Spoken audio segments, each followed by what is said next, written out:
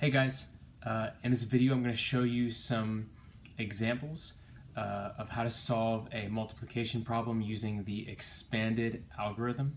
Specifically in this video I'm going to look at some 2-digit by 2-digit multiplication problems. Again, that's 2 by 2 multiplication problems, and we are using the expanded algorithm. Here we go. Okay, if you watched the 2 by 1 or 3 by 1 expanded algorithm example video, we're going to start the same way here. We have to remember our expanded form for numbers. So I think I used the example of 43 in that video. We have to remember that 43, written as the sum of its place values, or in its expanded form, is going to be 40 plus 3. 25 is 20 plus 5, and so on.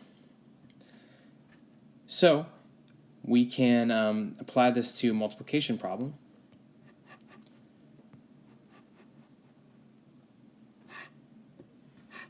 So if I have a problem like 43 times 25, I can break apart both of those factors, and it would look something like this: 40 plus 3 times 20 plus 5. And in order to actually multiply those parts out, we have to multiply each part in one factor times both parts of the other factor. So 40 has to be multiplied by 20 and 5. I can show you that. So 40 has to be multiplied times 20. It also has to be multiplied times 5. And 3 has to be multiplied times 20 and also times 5. Now, again, just like with the 2 by 1 or 3 by 1 problems, it's good if they understand those steps, but I don't make the students show those steps every time they work out a problem for me. So for them, it would look something like this: 43 times 25.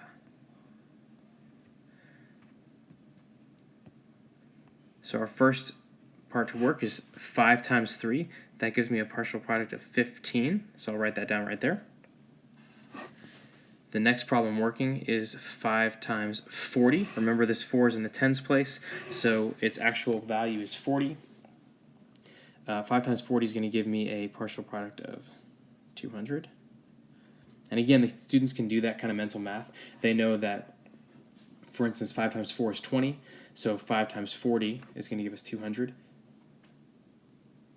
And I'll switch colors for this other part. 20 times 3 is our next part. 2 times 3 is 6, so 20 times 3 is going to be 60.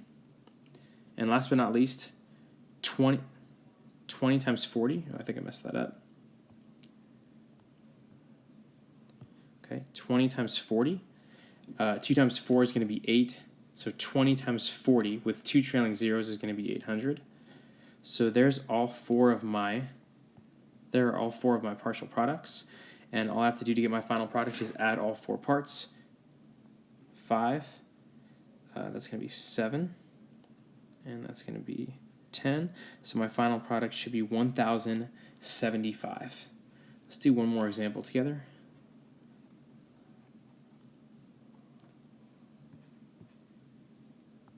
This time I'm going to choose to multiply 84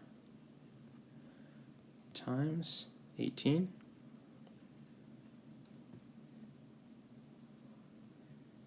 Okay, just like before, I'll start with my ones places over here. 4 times 8 is just going to be 32. Again, I'm not using my stylus for this, so sorry if it's a little sloppy. 8 times 80, well, I know 8 times 8 is 64, so 8 times 80 with an extra trailing 0 is going to be 640.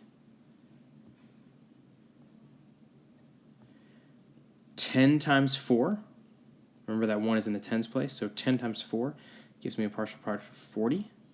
And last but not least, 10 times 80. Well, 1 times 8 is going to be 8.